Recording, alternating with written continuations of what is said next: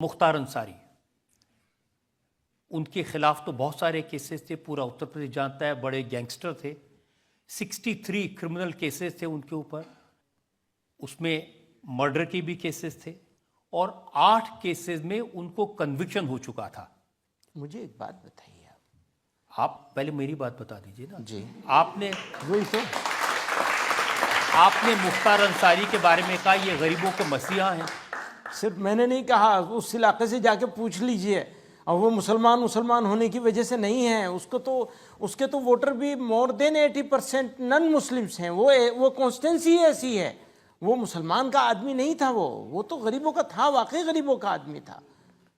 अब वो केसेस हैं, कितने में कन्विक्ट हुए हैं, अब वो भी यही कहता हूँ मैं कि मैं इसके ऊपर, मेरे पास भी कुछ रिसर्च है, जितना आपने रिसर्च पेश की है मेरे पास भी कुछ रिसर्च है, मैं उसको पेश कर दूंगा। बताइए मुझे, वो वाकई गरीबों का मसीहा था। आप क्या कह रहे हैं? आप कोई एक केस उनका ऐसा नहीं दिखा सकते हैं जिसमें किसी के मकान पे उन्होंने कब्जा किया हो, किसी के साथ ऐसा किया हो। मैं पूरे कॉन्फिडेंस के साथ कहता हूँ, मैं वापस लूंगा अपनी बात। उसको अभी जो उनके भाई पार्लियामेंट के मेंबर बने हैं, उस कॉन्स्टिट्यूंसी के जरा सिचुएशन को आप देख लीजिए। वहां से कोई मुसलमान बन के तो वैसे भी जीत नहीं सकता।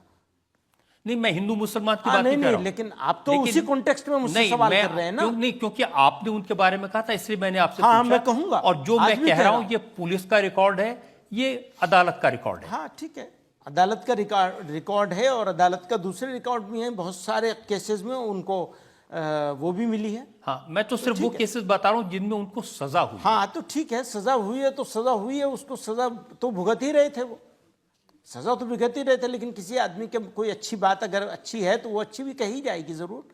आप कह रहे हैं कि गरीबों के मसीहा थे, कोर्ट ने सजा दी थी। अब आप एक बात बताइए, आपने कहा तुम मोदी साहब की, प्राइम मिनिस्टर की तारीफ करते हो, आप ये चाहते हैं कि मैं उनकी तारीफ ना करूं और हमेशा बुराई करता रहूं, ये कैसे हो सकता है?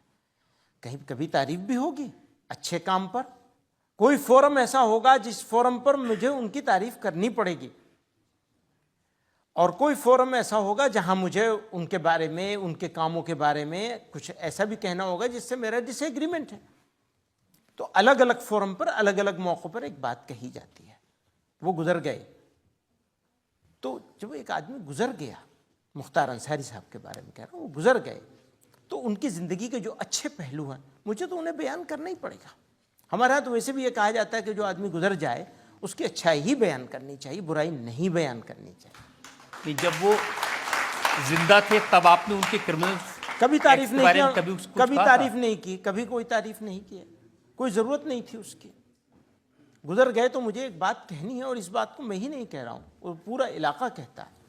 किसी से डिसएग्रीमेंट होने का मतलब ये नहीं कि वो टोटल बुरा हो गया, और किसी से एग्री होने का ये मतलब नहीं कि टोटल अच्छा हो गया। अच्छे काम भी होते हैं, बुरे काम, मेरे ही आपको 100 काम बुरे मिल जाएंगे।